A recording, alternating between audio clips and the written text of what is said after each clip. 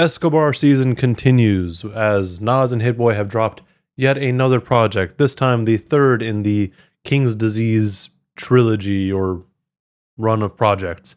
Obviously, we got King's Disease 1 back in 2020, and everyone was very excited because, coming off of Nasir, which was a pretty big letdown, we're hoping for the best, and he's getting better and better, it seems, as he ages, just like some nice wine.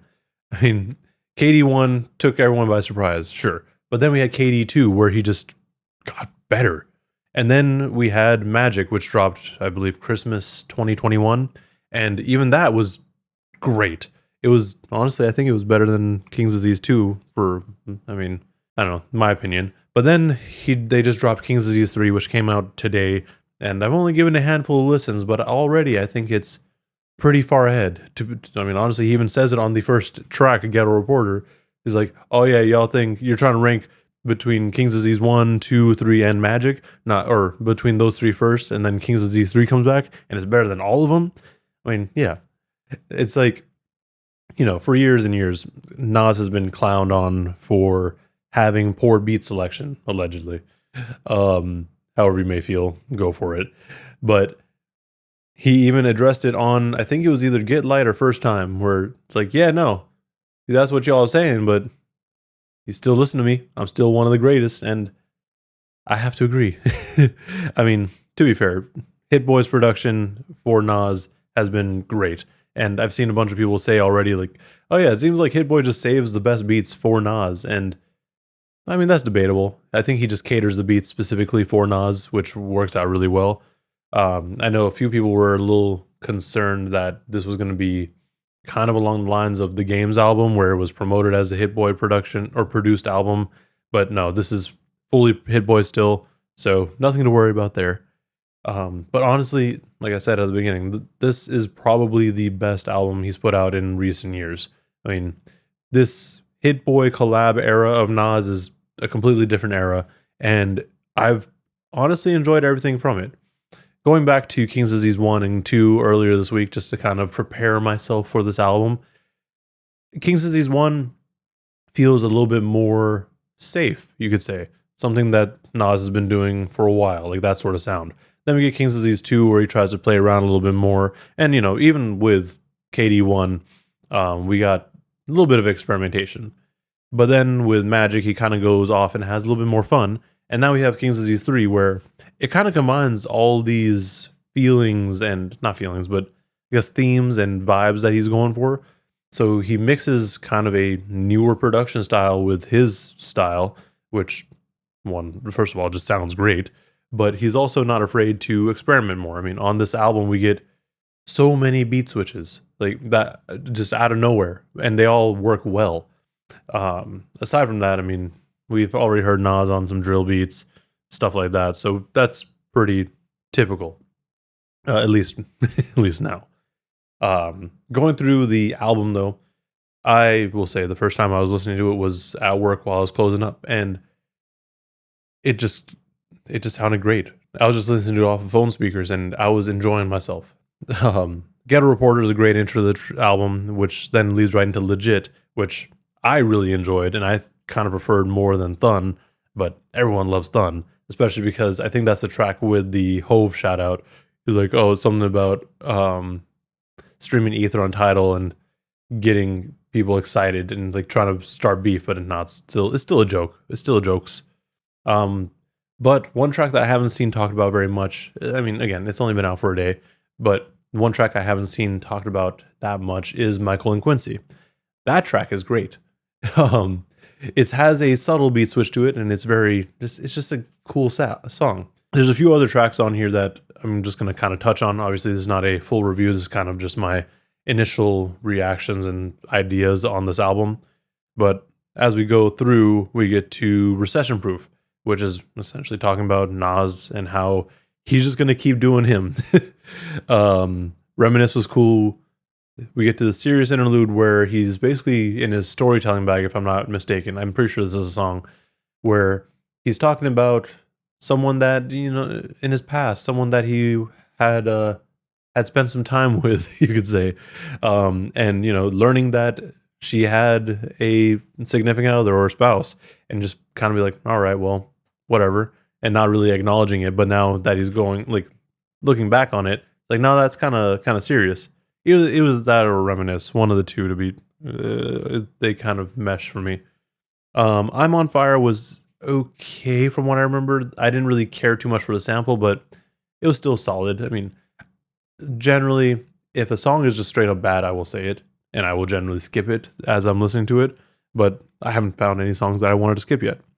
The songs that really stuck with me, mostly because these are the ones I listened to most recently, and because they're at the tail end of the album, is the run from Once a Man, Twice a Child all the way to the last track. Once a Man, Twice a Child, to me, it's, so on the nose about it. It's like, oh yeah, you only live once, essentially, but through this life you have two stages where you're a child and need to be taken care of. One when you're literally a child, and then the second time when you're in old age and need other people to take care of you. And the people who are going to generally take care of you are the people that you help take care of and bring up as a man. So, I mean, very, again, on the nose, but it's still enjoyable. And it's a point that I understand. Like, I understand what he's trying to say there. Get Light, I actually don't remember too much right now, but First Time was a really interesting song for me too, because like I said, I think that was a song where he addressed his beat selections, but it's just a whole track of talking about how, like, this may be the first time someone listened to Nas, and like just kind of having the listener go back and think, like, where were you the first time you listened to Nas? Like where did it come up? Were you just outside? Did your older brother have it played for you? Like, how did it come up? And I think that's a very interesting thing to think about, especially given how Nas has been rapping for damn near 30 years. Well, 30 plus, actually. This Illmatic dropped in 94, so yeah, he's been rapping before that. So yeah, he has... his music spans generations. And I think he even said something like, he's going to have fans that are in their 50s and 60s, but then there's also fans in their 20s and 30s, and then new fans are like 16, and it's really interesting to think about because, we haven't really seen many artists age. And because we haven't seen many artists age, we don't really see the fan base grow with them.